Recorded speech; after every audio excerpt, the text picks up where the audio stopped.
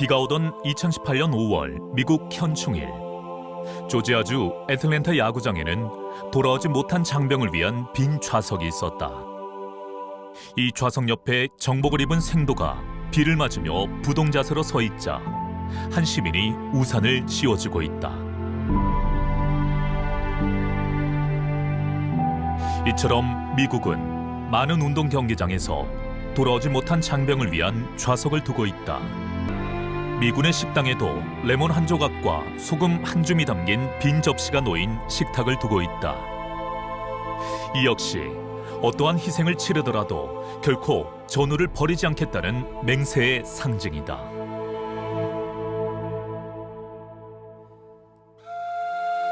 그런데 우리는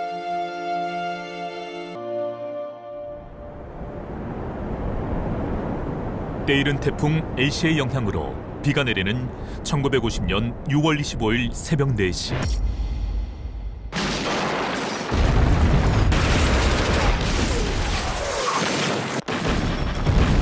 인민군은 38도선 전 전선에서 포격과 함께 남침을 시작한다. 이때 국군은 50%가 휴가 중이었고 수뇌부들은 육군본부 신축회관 파티에 참석해 새벽까지 술에 취해 있었다. 당시 사령관님, 수백 대의 탱크가 밀려내려오고 있습니다. 무슨 소리고? 전 군에 비상을 걸어야 합니다. 내가 무슨 비상을 걸어? 야, 자세하게 말해봐봐.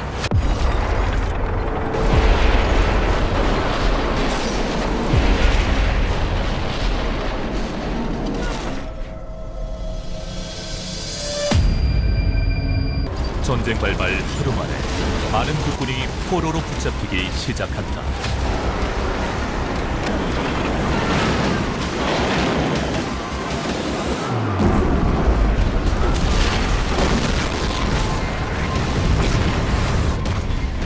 (6월 25일) 당일 1사단에 있던 이종식 2등 중사 인민군의 포로가 되었으며 6월 26일 7사단에서 복무하던 송영철 1등 중사 6월 28일 사흘 만에 서울이 함락되면서 우수기 병장 등 수많은 국군이 인민군의 포로가 되었다.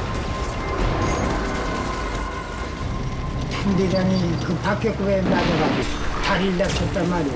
중대장을 업고 내려오다가 또 나도 파편에 맞아가지고 인민군들한테 포로가 돼가지고 열차에다가 한경북도 때려 시민들은 말이야 저 새끼들이 저거 포로라고 하면서 말이야 욕사발을 하고 포로들 모아놓는 데 가니까 한 1,000명 이상 나흘밖에 안 됐는데 네네네. 한 보름쯤 있으니까 정말 한 1,500명 정도, 모여. 2,000명 정도 모이더란 말이야.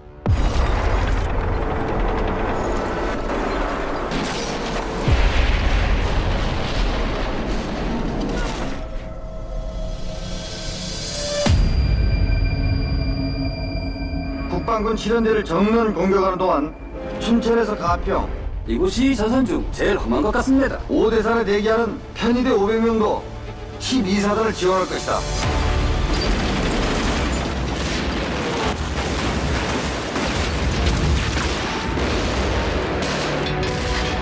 우선 이도대가 공격한다. 임무는 적 선두전차를 잡는 것이다.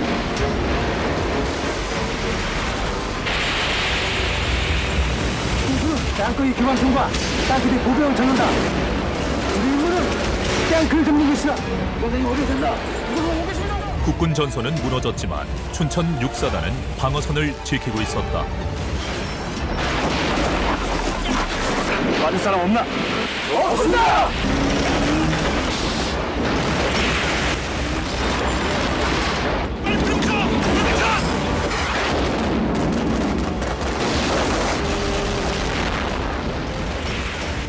6.25 전쟁 초기 6일 동안 춘천 지역에서 김종호 대령의 육군 제6보병사단만이 인민군 남하를 성공적으로 차단한 것이다.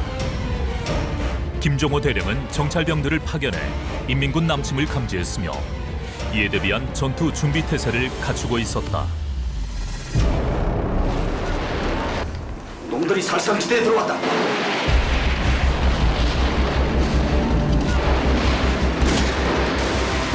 춘천사범학교, 춘천농고, 춘천고, 춘천여고 등 춘천 지역 학생 500여 명은 국군 육사단에 자원 입대하여 참호를 파며 국군 장병을 도왔고, 시민들 또한 군수물자를 운반하거나 군인들 식사를 준비했다.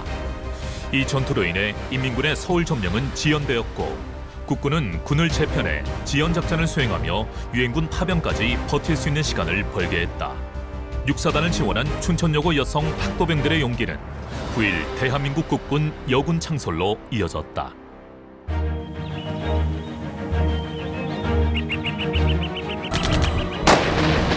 인민군에게는 민간인 복장에 특권대가 있었다. 남한에서 월북한 청년들로 이들의 목표는 수십만 남도 당원을 무장시키는 것이었다.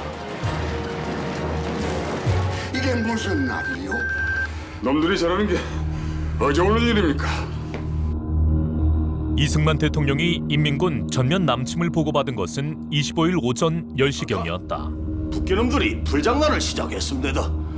동두천 쪽으로 땅크를 앞세워서 공격하고 있는데 우리 병사들이 아주 잘 막고 있습니다. 북진명 신성모 국방부 장관과 참모총장 최병덕은 대통령을 안심시키는 보고를 했고, 우리는 가만히 있을 수가 없습니다. 카카. 진 장관, 예, 카카. 원로 군사 전문가들을 모아서 이 얘기를 잘 듣고 군 간부들이 대동단결해서 이 난국을 잘 처리해 주시오. 자, 그러면 나는 미국과 세계 여러 나라에 우리의 이 사실을 알리겠소. 이승만은 메가더에게 전화를 해 그동안 자신의 경고를 무시한 미국 정부에 화를 냈다. 동상군이 노리는 게 이 나라가 아니라 일본과 유럽과 결국은 미국의 목에 칼을 들이댈 것이오.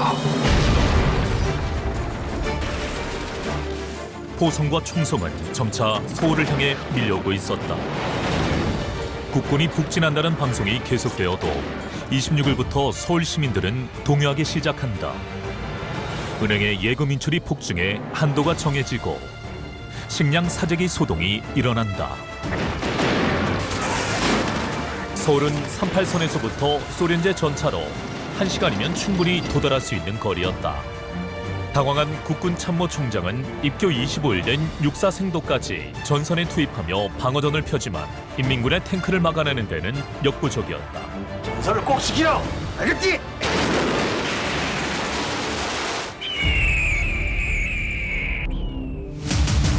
일조는 이승만 생포, 2조는 카카, 아직까지 여기 계시면 안 됩니다. 카카. 서대문 형무소에 7천여 명, 마포 형무소에 3,500여 명, 영등포 형무소에 1,300여 명의 죄수들이 경무대로 쳐들어온다면 걷잡을 수 없는 사태가 벌어질 것이 불을 보듯 뻔했다. 북한군 폭격기가 김포 비행장을 폭격하고 서울 상공을 누빌 때마다 경무대 방공으로 피신하는 목숨을 담보로 한숨도 안 자고 구국의 공무를 수행하다 27일 새벽 3시에 강요들의 급박한 권유에 못 이겨 경무대를 떠났다. 지금 사방이 빨갱이 천지입니다. 며칠간 포화를 피해 피난하려 집을 나선 피난민과 회주하는 국군이 밀려오자 서울은 삽시에 혼란한 공포의 도시가 된다.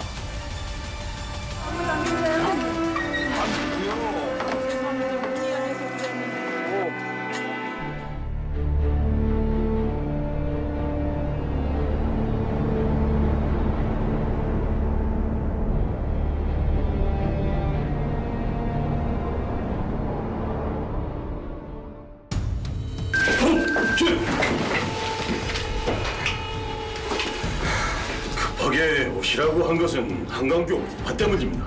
한강교 폭파는 전쟁 발발 3일 만인 27일 군사 원로 회의에서 초대 국방장관 이범석 장군이 한강교를 끊어 인민군 탱크 남하를 막고 배수진을 쳐 국군의 결사항전을 후임 신성모 국방장관에 건의한 것이다.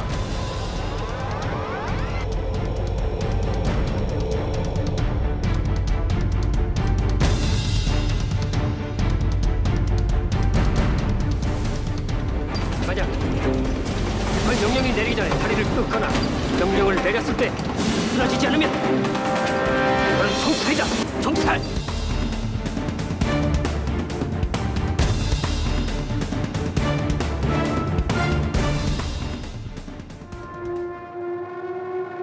6월 28일 육군 참모장 최병덕 소장은 인민군 전차가 시내로 들어왔다는 보고를 받고 공병감 최창식 대령에게 한강교 폭파를 명령한다.